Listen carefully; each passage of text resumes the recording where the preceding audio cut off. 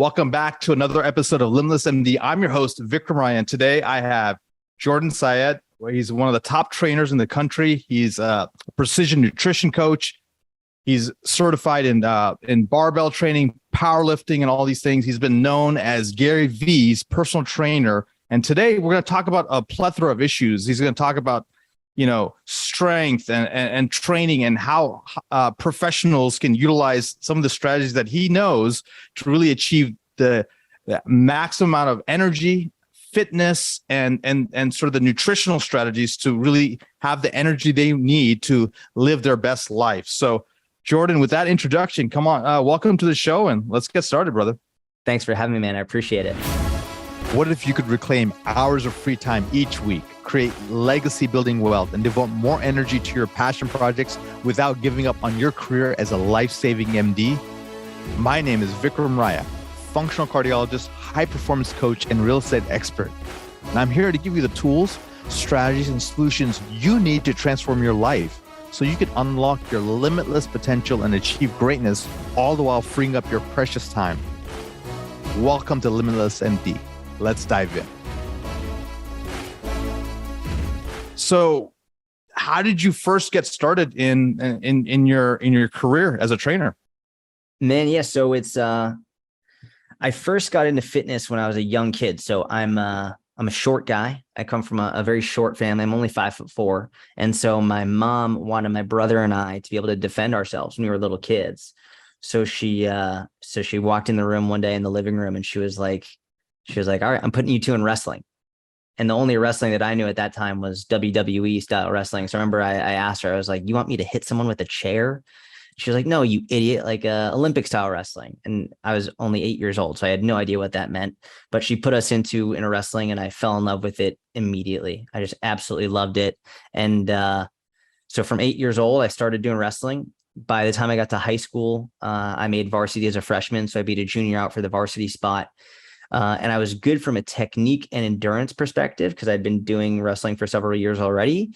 But as a 14-year-old on varsity, I was mainly going up against like 16, 17, 18-year-olds, and my strength was not where it needed to be.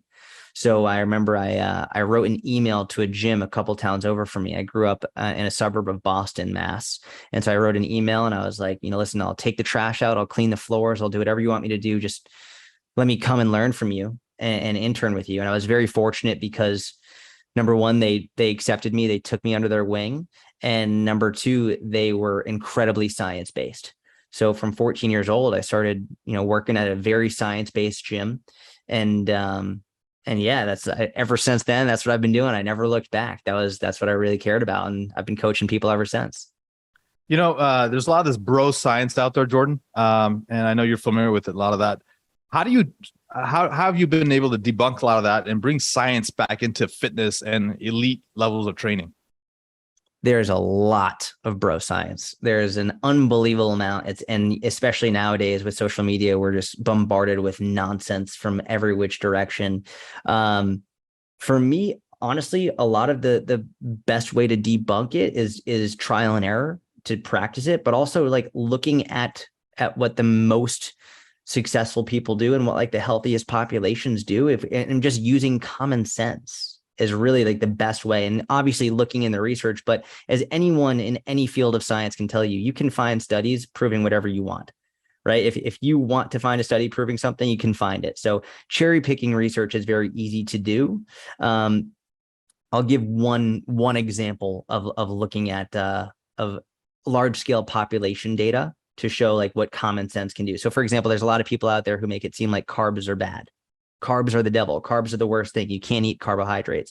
And a lot of times they'll be like, white rice is bad. Like brown rice is good, white rice bad. And I'll ask them like, well, if white rice is bad, then how come the Japanese can have white rice every day, multiple times a day, large scale population data, and be among the healthiest populations in the world? And they'll be stumped. Well, it's different. And no, it's not different. It's not. And so for me, so much of it has just boiled down to let's use common sense. Let's look at the simplest basic things that we can look at. For example, recently there's been a huge push saying that fruit is bad for you. That fruit, the sugar and fruit. Fructose for the sugar, and I guess people are like worried about the sugar and fruit. And they're like, yeah, the sugar and the sugar in the fruit is going to make you fat. And I say, how many people do you know who got fat from eating fruit? How many people in the world? Oh, you know what packed on those last 50 pounds? It was the blueberries. It's like, are you out of your damn mind? Yeah, it was the blueberries that packed on the last 50 pounds. Right. It's like, so for me, so much of it is just like, let's just be commonsensical about this. If someone's telling you fruit's going to make you fat, like ignore them. If someone's telling you that carbs are bad for you, ignore them. It doesn't mean that you can't eat too much fruit. It doesn't mean you can't eat too much white rice. Of course, like there, too much of anything, too much water will kill you. Too much of anything is bad. But we're talking about moderation here and living a healthy lifestyle. Let's look at just basic common sense. Let me ask you a question, Jordan. So I have a lot of guys here who, first they're out of shape and then they want to get into shape. So, they do the nutritional thing. A lot of people end up just, shedding weight by just cutting, right, calories, and then they get lean and they feel very proud, but and they've picked up a workout routine. Maybe they do strength training 3 times a week, 4 times a week, whatever. That's usually like level 1, level 2. Where do people go from there? Like, how do they get the physique they want and start eating more, but still maintain that waist and the strength that they've achieved in the phase 1? Yeah. So fat loss comes from nutrition. More muscle comes from strength training, right? So a lot of people, they want to get more defined. They want to build more muscle. That's going to come from strength training. That's going to come from actually working out. So it's better to have both than either alone. And yeah, you can build muscle without losing fat. You can build muscle just by going to the gym. But oftentimes, if you don't lose the fat, you're not going to get defined. You're not going to look the way you want to look. So what it boils down to is if you want to lose fat, you need to get your nutrition in check. You need to make sure you're eating the right amount of calories. You need to make sure you're doing that. But a lot of people, they'll lose a lot of fat, but they look like the term is skinny fat, where it's like when they have a shirt on, they look skinny, but when they take it off, there's no muscle definition whatsoever. They don't look like they lift any weights. And the way you fix that is through lifting weights. You got to lift. Like you got to get onto the bar. You got to pick up some heavy weights. And this is for women too. A lot of women get scared that they're going to get big and bulky. I'm like, good luck. Like most guys struggle with getting bigger and bulkier, like never mind like the completely different hormonal profile. Guys have generally more testosterone, assuming that they are not like super low T, but like guys have a harder time with it, hard time enough. Like good luck doing that as a woman. So, I mean, more than anything is lose the fat through basic calorie deficit, making sure your calories are in check, and then strength train and lift. And it's not going to happen in a week or a month or a year. Like it's funny. I've already published a book and I've always said if the publishers wanted to have me write another one, I would always be like, listen, I think it should be titled the 5-year plan, because it takes 5 years to really make tremendous progress, assuming you're not on anabolic steroids or anything like that. And even with anabolic steroids, it's not easy. It's a little bit easier, but real progress takes real time. And most people spend 10, 20, 30 years eating like not exercising, not doing what they should be doing, and then expect to look completely different in 30 days because they did a 30-day challenge from Instagram. Like, get the out of here. It's going to take a long time. So that's I like how you said that it's a rude awakening. It's a fresh look, but 5 years, most people don't have the patience or the wherewithal to do that. But you're right. It does take that much time to transform your body completely. Like where you establish these kind of routines, and instead of you reminding yourself to do it, it's automaticity. It becomes who you are. And then the strength gains, you need to compound those strength gains year after year to really get to that next level. And you have to factor in, like, if you do it right, you have to go at a slow rate, because if you do it too fast, injuries, right? There's an injury that can happen to a lot of some of your clients where it can slow them down for another like 4 or 5 months. It can derail them. So I'm glad you mentioned that. And you also mentioned testosterone and some of the hormonal challenges. So, I don't know what the average age of the people you train, but, if as you get into your 40s and 50s, what's some of the advice people have that you have for folks on maybe how to combat the waning hormones?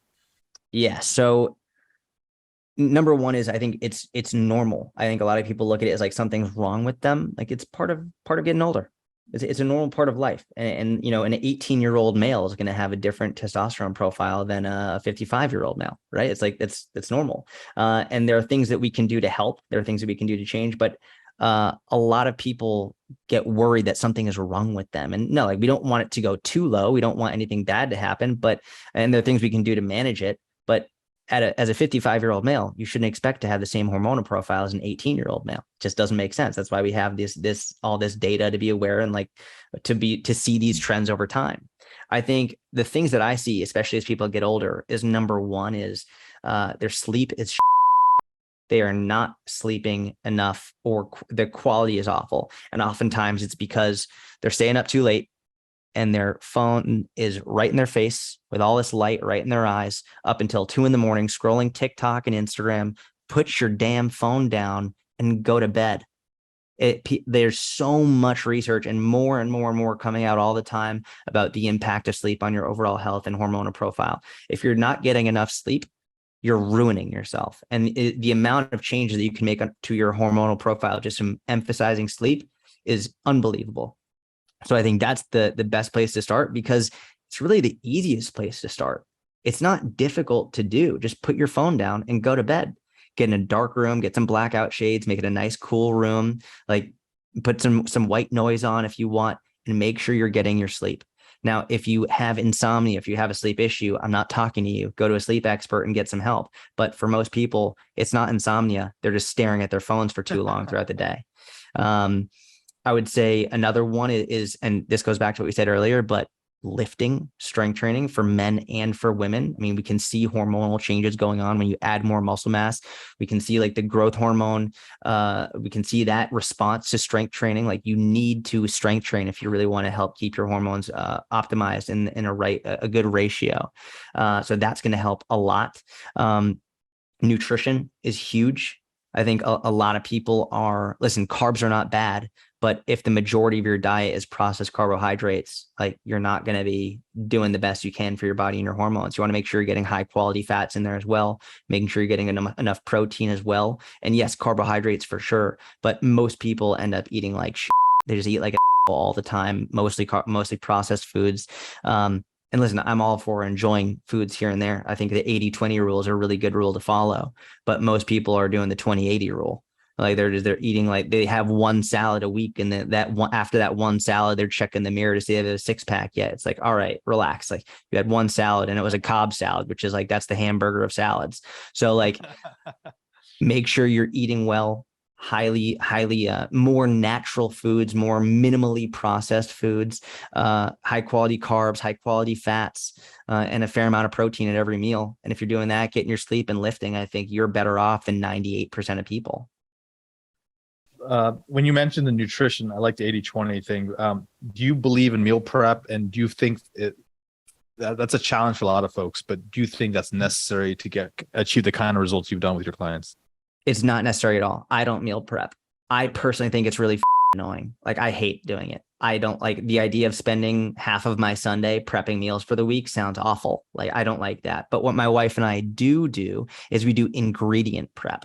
So for example, like every week we cook just a huge batch of lentils, and we'll have a bunch of lentils in the fridge, a big glass bowl of lentils. So anytime I want, I can just take a big scoop, put it on, boom, I have that done.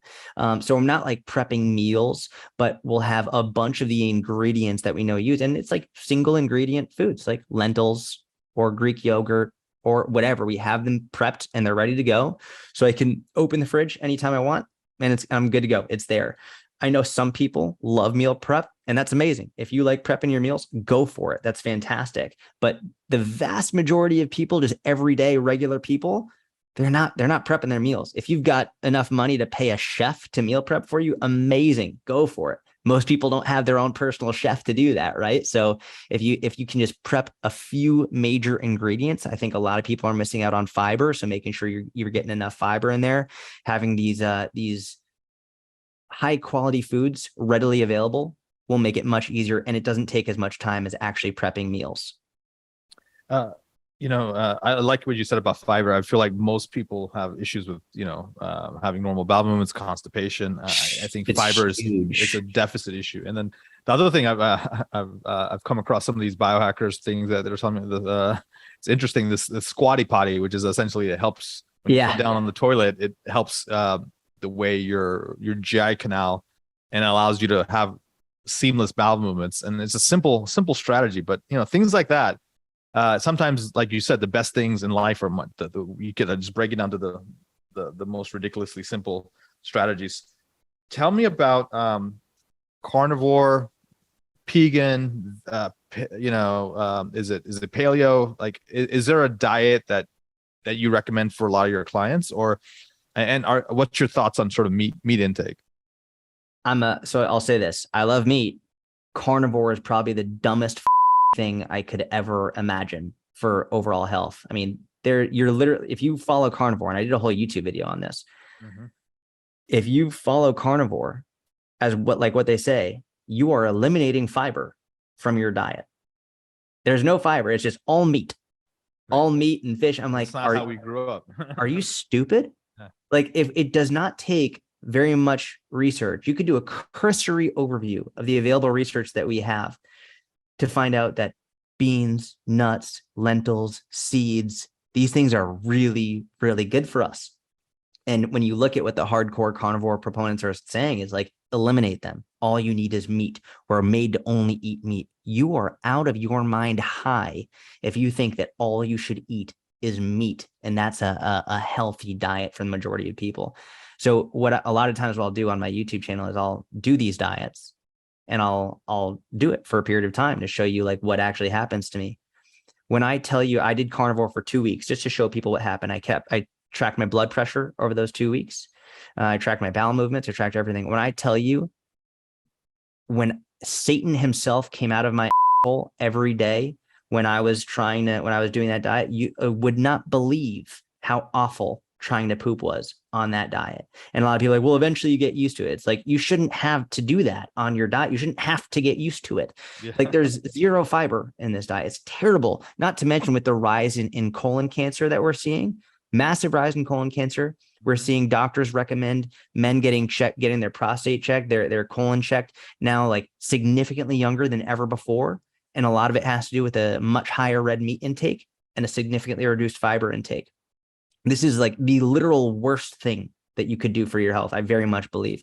My blood pressure skyrocketed on that diet for the first 2 weeks. Now, granted, I know N equals 1, and it's also a very short-term experiment, but like a lot of the carnivore proponents, I get in arguments with them, and they say things like, well, like this, you don't know. I'm like, you're right. I don't know for sure, because there hasn't been anyone stupid enough yet to do this for that long. Do you really study? Do you want to be the experiment on this, with heart disease on the rise, with colon cancer on the rise? Do you really want to be the experiment on this one, with everything that we know about the importance of fiber, the importance of vegetables, the importance of beans, nuts, seeds, legumes, all this stuff? Do you really want to put this to the test on yourself? And I mean, if you want to, that's fine. It's your body. But like, that scares me more than I can even begin to tell you.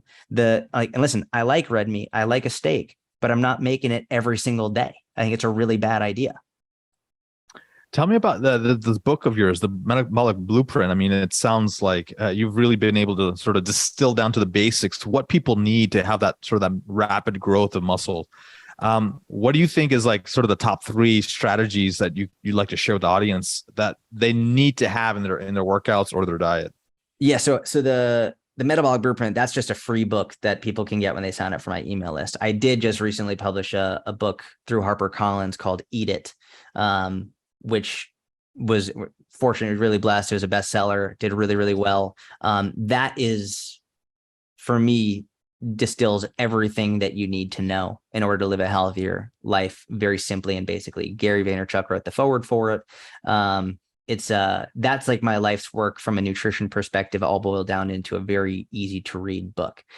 Frankly, if you just go to my Instagram or YouTube, you can get all that information for free. The main reason for the book is because it's all there. It's packaged very simply, so you don't have to scroll through all my Instagram posts and YouTube videos. But awesome. So that's a summary of pretty much all the most cutting edge nutritional strategies all in one book. So that's more on a nutritional side. Is that what Eat It is? Yeah, there's one chapter on strength training with sample workouts and everything, but the majority of it is nutrition. Exactly. Okay. And like you said, 6 packs are formed in the kitchen. Like a lot of the stuff, when people come to you, you have to correct is probably the nutritional aspects first. Everyone loves the workouts, but sometimes the nutrition is the hardest part.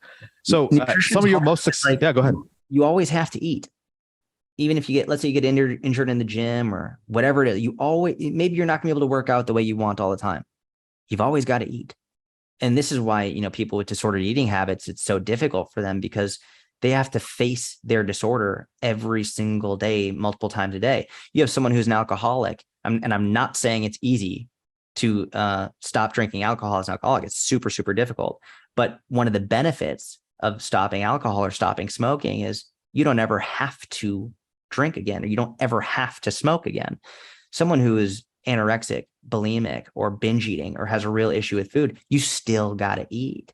And so you're facing your demon every day, multiple times a day. So the reality is, and if we look across populations, the longest living, healthiest societies in the world, they've got their nutrition in check. And from an exercise perspective, again, for the most longest living, healthiest populations, the common denominator for exercise is walking. It's not CrossFit. It's not Olympic weightlifting. It's not Barry's boot camp. It's walking. The longest living, healthiest people just walk every day, and that's it. And when we look at their nutrition, they're generally maintaining a healthy body fat percentage. They're not super overweight. They're not super underweight. But if we had to pick one, underweight would be better than overweight. But either way, we can see different populations of people having very different diets, right? Like, so we could see, people in Greece having a very different diet than people in, say, Sweden, but both actually among the top living, healthiest people in the world.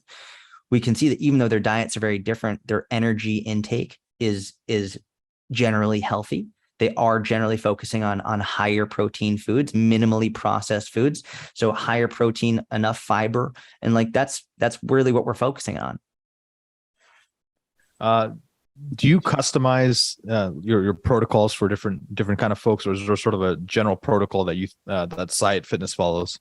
So from a customization perspective, I don't do I don't do meal plans. I hate meal plans for a number of reasons. Number one is, if I give someone a meal plan and basically a menu, this is what you can eat, this is the portion, whatever, I'm basically giving a man a fish. But when I teach them how to eat, I'm teaching them how to fish, right? So not to mention, I work with people all over the world.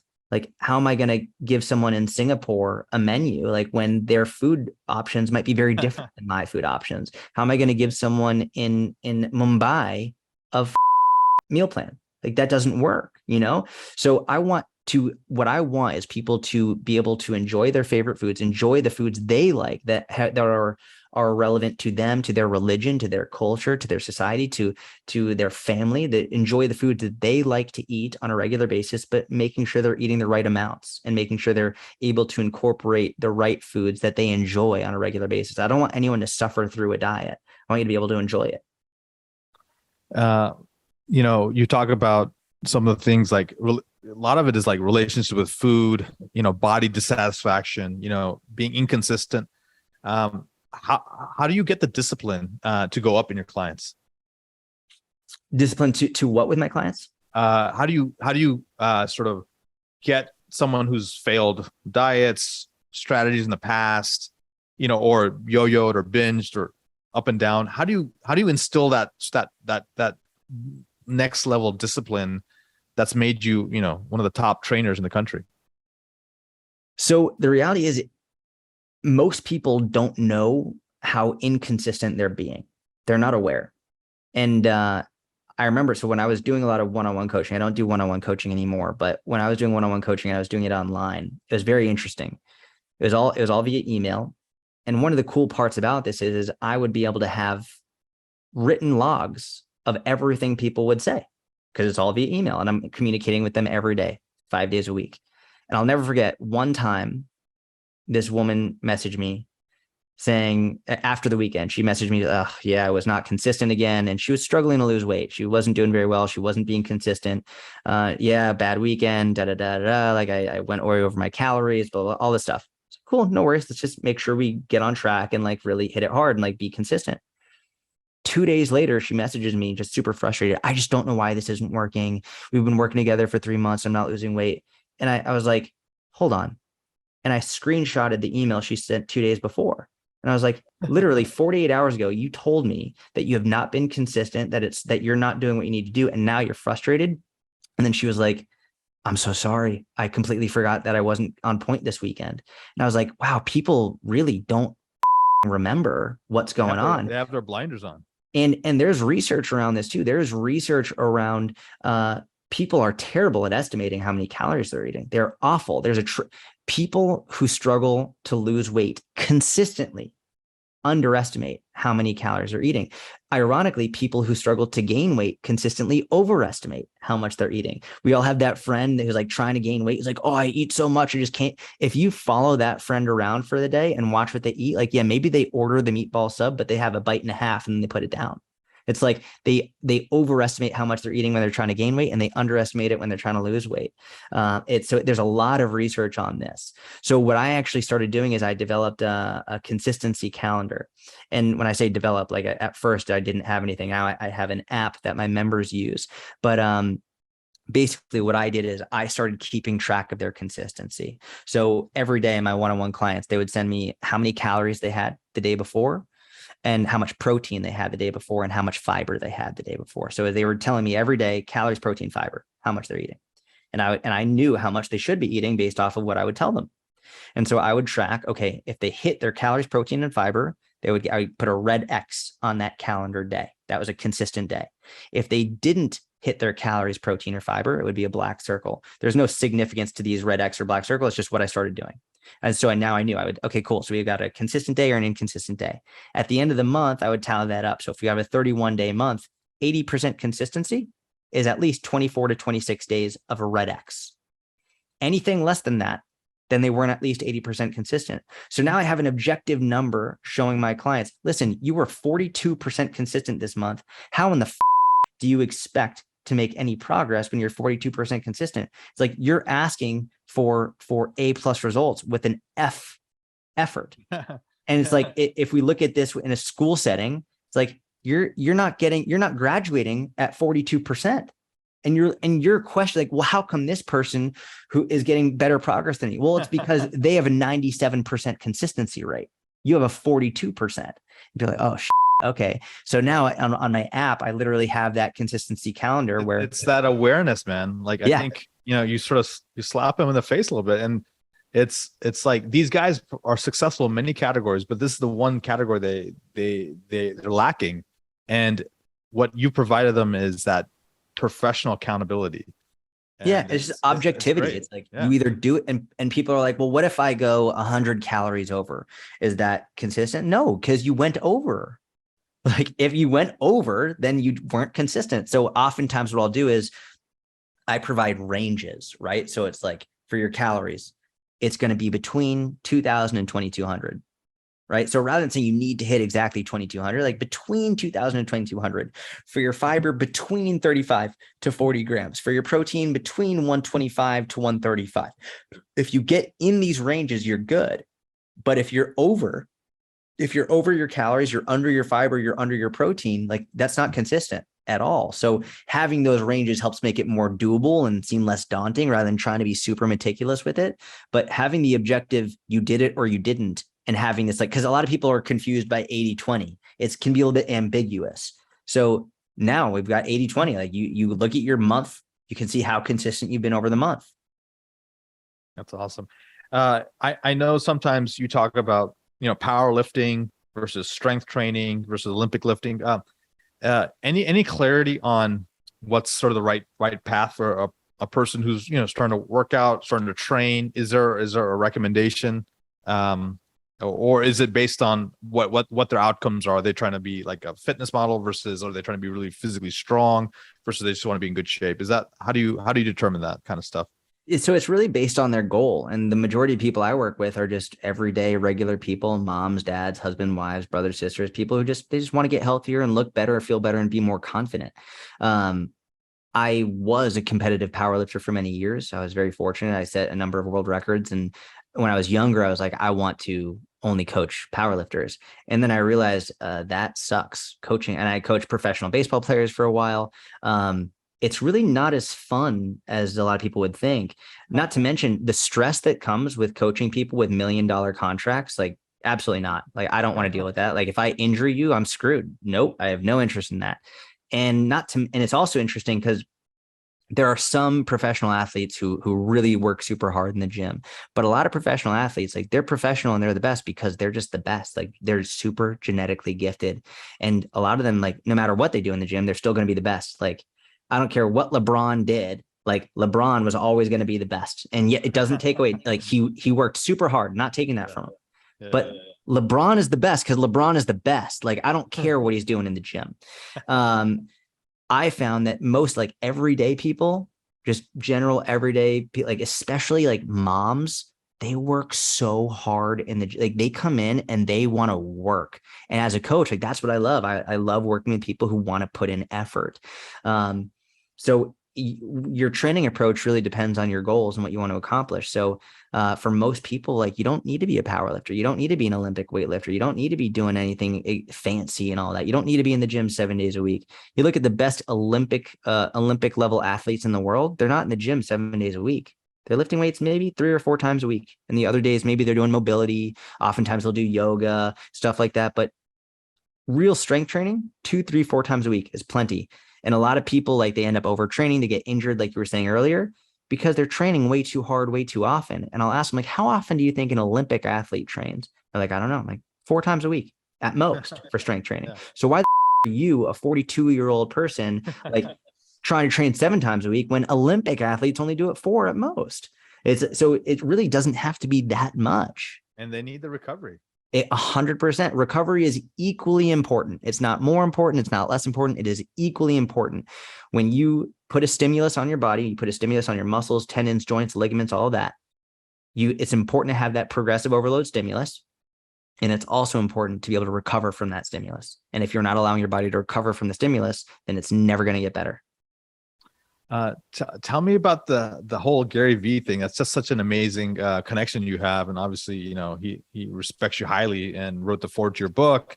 He's obviously been a client of yours for a while. How did that connection happen? And is it interesting to train sort of micro celebrities like him or versus regular folks?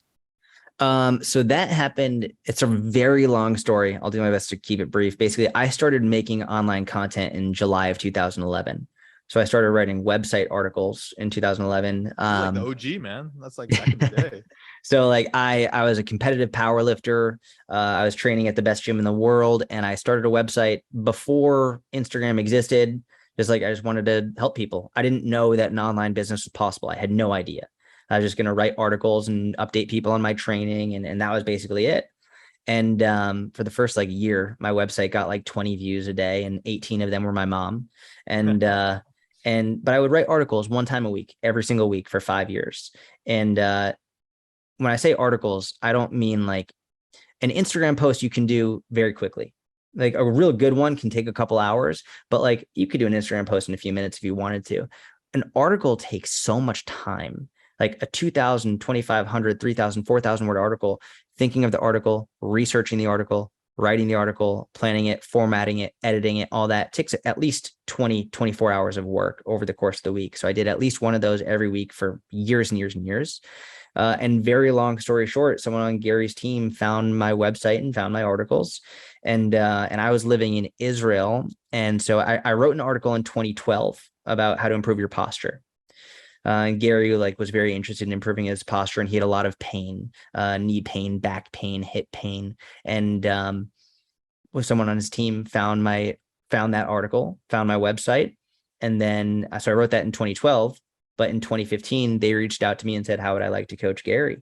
And I was living in Tel Aviv, and I thought it was a joke. I loved Gary. I was a huge fan, but you get an email from Gary Vaynerchuk's team being like, hey, do you want to coach Gary? I'm like, that's not real. But so I found out it was real. I flew from Tel Aviv to New York, coached Gary for an hour, flew back to Tel Aviv. And 6 weeks later, I get a text message from an unknown number. Just says, are you ready? And this is 6 weeks after I interviewed. I thought I didn't get the job. And so I reply to this I don't know who this is. So I reply, my family's house in Haifa, the north of Israel. And I just say, who the is this? And then I get a picture message from Gary of him shirtless and flexing. And that's how I found out I got the job. You're like, yeah, I need to train you. Let's go.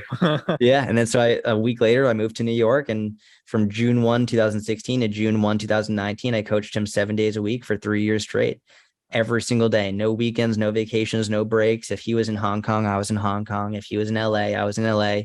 If he was in Amsterdam, I was in Amsterdam. If he was in Ireland, I was in Ireland. Wherever he went, I went, 7 days a week for 3 years straight. So he was committed to it too. Oh yeah. It's Okay. unbelievably, like, relentlessly committed to it every That's single awesome. day. That's awesome. That's awesome, man. That's a great story. So what's next for the famous Jordan Syatt? I just had a daughter about 8 weeks ago, and Congratulations, man. That's awesome. thank you, thank you. She's amazing. My wife is doing an incredible job. So, um, honestly, this is probably isn't going to be popular to say. I just want to hang out with them more and relax. Like, my job is great, but I don't live to work. I don't. I used to. I grinded for many years, and it helped me a lot. But at this point, like, I'm okay. I just want to relax.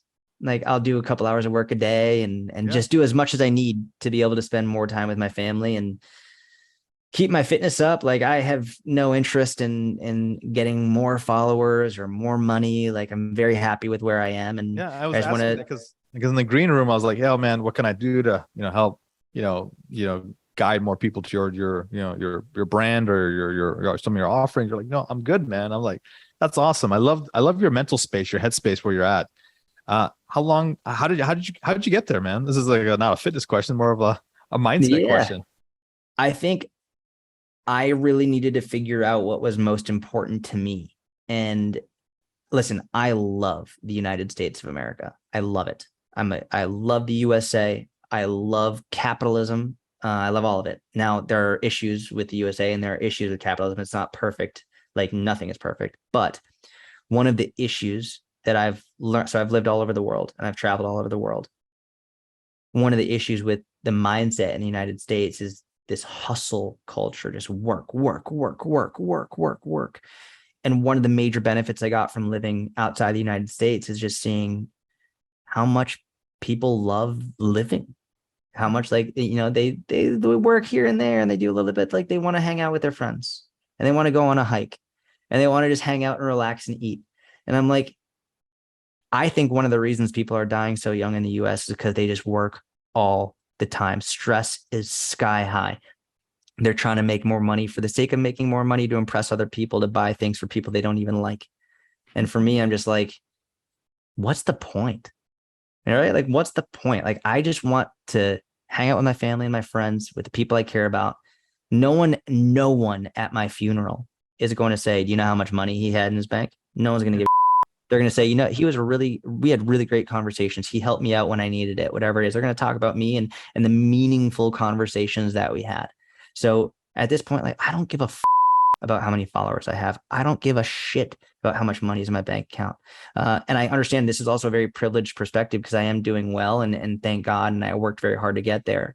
But I think through all of that, I've come out on the other side and been like, I could lose followers, I could lose money, and I'd be equally as happy. And that's it. Man, that's a place where a lot of people are going toward. Like, they want to get to that place. So congrats on getting there.